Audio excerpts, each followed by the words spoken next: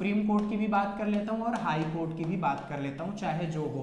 Removal process article 124 के 4 के अंतर्गत है, आर्टिकल 124 के 4 के अंतर्गत है।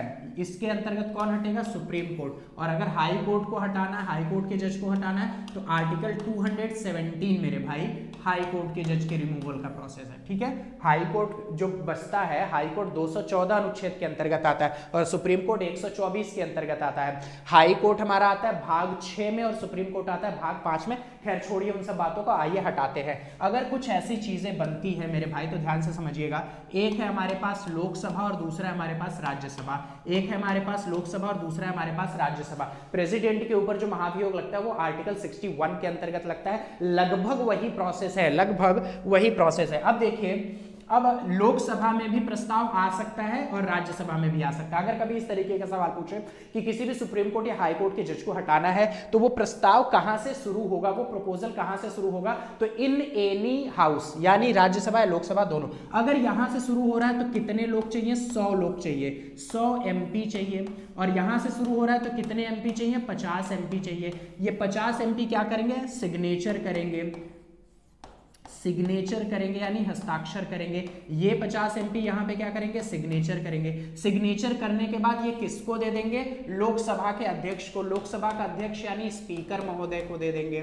ठीक है, यहाँ पे स्पीकर के पास चला जाएगा। अगर यहाँ से प्रोसेस शुरू होता है तो ये किसके पास चला जाएगा? इनके चेयरमैन के पास चला जाएगा, यानी राज्यसभा के सभापति के पास चला जाएगा। अब इन दोनों के पास ये पावर है कि इस बिल को रिजेक्ट भी कर सकते हैं, इस प्रस्ताव को रिजेक्ट भी कर सकते हैं और इसको एक्सेप्ट भी कर सकते हैं। अब रिजेक्ट कर दिया तो कोई बात ही नहीं, एक्सेप्ट किया तो आइए समझते हैं एक्सेप्ट करने के बाद क्या होता। अब मान लो इन्होंने इसको क्या कर लिया? स्वीकार लिया। स्वीकार लिया तो बस यहीं पे कहानी अब रुक जाएगी। स्वीकारने के बाद क्या होगा समझिएगा ध्यान से। स्वीकार लिया तो अब तीन लोगों की एक कमेटी बैठेगी, 3 लोगों की एक कमेटी बैठेगी। इसमें कौन हो सकता है? CJI हो सकते हैं, प्लस हाई कोर्ट के मेन जज हो सकते हैं। ठीक है, मेन जज, और प्लस एक होगा ज्यूरिस्ट, प्लस एक होगा ज्यूरिस्ट। अब मान लो इन केस की CJI को ही हटाना है, इन केस बेटा CJI को ही हटाना है तो यहाँ पे और कौन हो सकता है? उनके जगह पे सीनियर मोस्ट जज। सब कुछ मैं बता रहा हूँ, एक भी चीज नहीं छूटेगा। सीनियर मोस्ट जज हो सकता है अगर हाई को CJI को ही हटाना है तो। अगर यहाँ पे किसी हाई कोर्ट के मेन जज को हटाना है तो किसी भी राज्य का हाई कोर्ट का मेन जज हो सकता है, कोई दिक्कत वाली बात नहीं है। ये तीनों लोग जांच करेंगे कि जो इस व्यक्ति के ऊपर, इस न्यायाधीश के ऊपर एलिगेशन लगा क्या वो सही है। कौन सा एलिगेशन होता है? प्रूव्ड दुर्व्यवहार। दुर्व्यवहार पता नहीं कैसे लिखते हैं, दुर्व्यवहार। या फिर दूसरा वाला क्या हो सकता है? अक्षमता,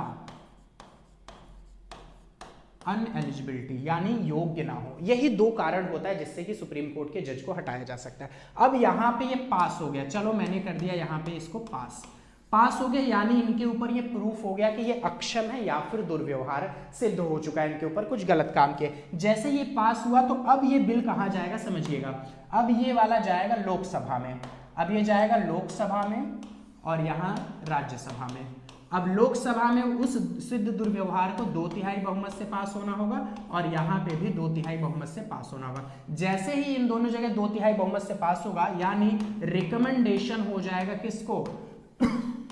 रिकमेंडेशन हो जाएगा प्रेसिडेंट को। राष्ट्रपति महोदय अब क्या कर देंगे? उनको हटा देंगे। फाइनली राष्ट्रपति महोदय उनको हटा देंगे। चलिए भैया, मजा आया तो आगे चलते हैं। समझ आ गया मेरे